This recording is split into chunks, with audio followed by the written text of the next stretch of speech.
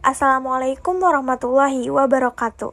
Sebelumnya, perkenalkan nama saya Denisa Ziaulhaq dari kelas 12 IPS 2. Di sini, saya akan melengkapi tugas tambahan mata pelajaran ekonomi tentang materi konsep persamaan dasar akuntansi. Oke, langsung aja kita mulai ke konsep yang pertama, yaitu double entry system. Di dalam konsep ini dijelaskan bahwa transaksi harus dicatat pada dua sisi yang berbeda, sehingga menghasilkan jumlah yang sama di kedua sisinya, yaitu debit dan kredit. Nah, di sisi debit, aktivanya yang bertambah. Aktiva itu adalah harta. Di sisi kredit, pasifanya yang bertambah. Pasifa itu adalah utang dan modal. Sehingga harta sama dengan utang ditambah modal. Nah, di sini ada contoh dari konsep double entry system. Di sini ada Putri. Putri itu punya tas harganya 500.000 dari hasil menabung. Dia juga punya laptop dari hasil menabung juga harganya 5 juta. Nah, di sini dia tuh punya handphone harganya 8 juta tapi dari hasil meminjam uang dari ayahnya.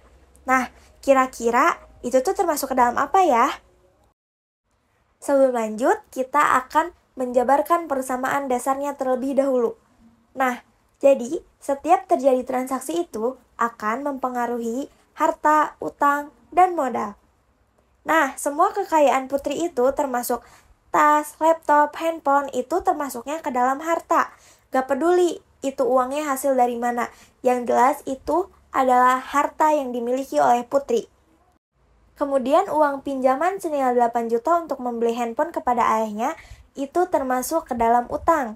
Jadi itu tuh kewajiban yang harus Putri bayar kepada ayahnya.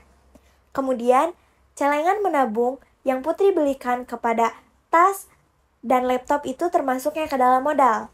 Nah, modal itu harta yang diperoleh oleh kemampuan diri kita sendiri. Nah, sekarang kita tahu harta yang dimiliki oleh Putri adalah senilai 13.500.000 dan utang yang dimiliki Putri adalah 8 juta karena ia meminjam uang kepada ayahnya senilai 8 juta untuk membeli handphone. Kemudian, modal yang dimiliki Putri adalah senilai 5.500.000.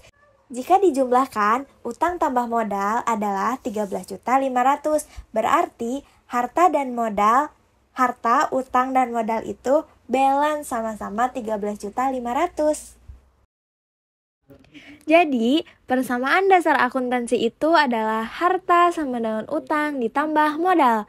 Nah, kalian tahu nggak sih, di dalam harta, utang, dan modal juga ada jenis-jenisnya loh. Simak baik-baik ya, biar gak lupa.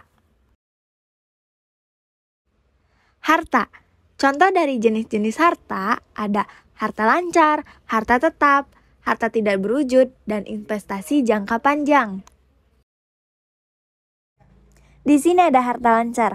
Harta lancar adalah harta yang mudah diubah menjadi uang atau mudah berubah-ubah saldonya. Contohnya ada kas, perlengkapan, surat berharga, piutang, dan beban dibayar di muka.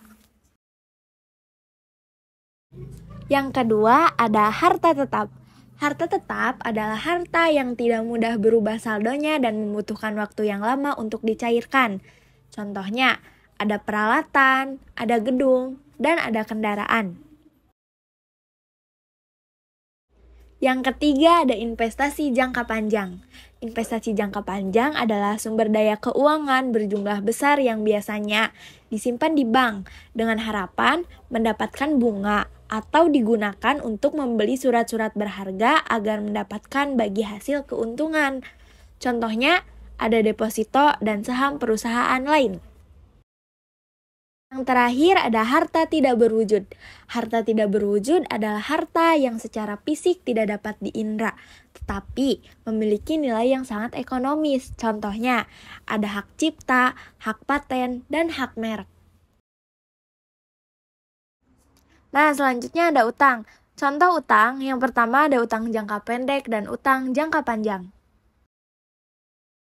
Yang pertama ada utang jangka pendek.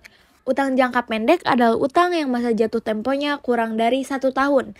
Contohnya ada utang dagang, utang usaha, utang beban masih harus dibayar, dan pendapatan diterima di muka. Yang kedua ada utang jangka panjang.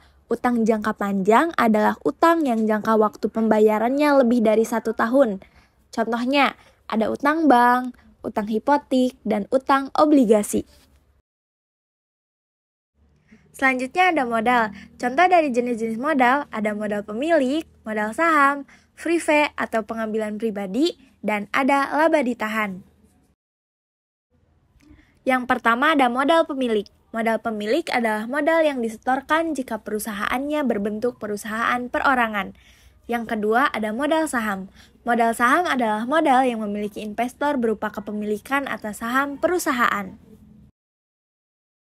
Selanjutnya yang ketiga ada free fee. Free fee adalah pengambilan pribadi pemilik atas modal perusahaan.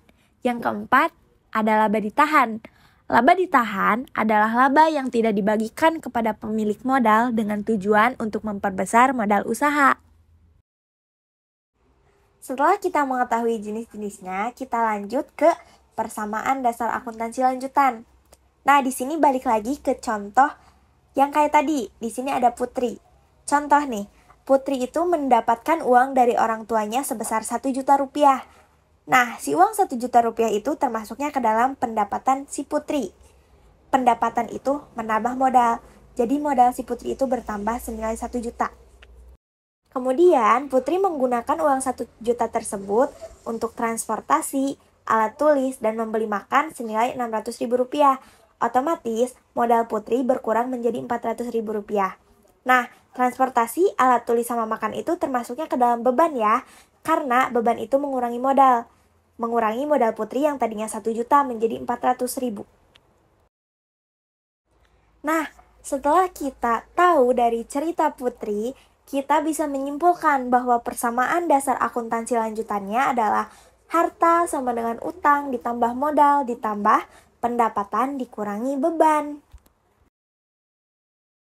Dari pembelajaran kali ini, kita dapat kesimpulannya yaitu harta adalah semua kekayaan yang diperoleh dari berbagai sumber termasuk dari pinjaman dan tabungan sendiri. Yang kedua, ada utang. Utang itu adalah pinjaman dan harus dibayar ya.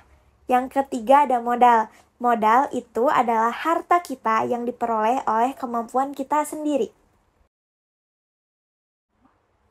Kemudian, persamaan dasar akuntansinya adalah harta sama dengan utang ditambah modal. Modal itu dipengaruhi oleh pendapatan dan beban. Kemudian, persamaan dasar akuntansi lanjutannya adalah harta sama dengan utang ditambah modal ditambah pendapatan dikurangi beban. Jangan sampai lupa ya. Mungkin itu saja yang bisa saya sampaikan pada video pembelajaran kali ini. Kurang lebihnya mohon maaf. Wassalamualaikum warahmatullahi wabarakatuh.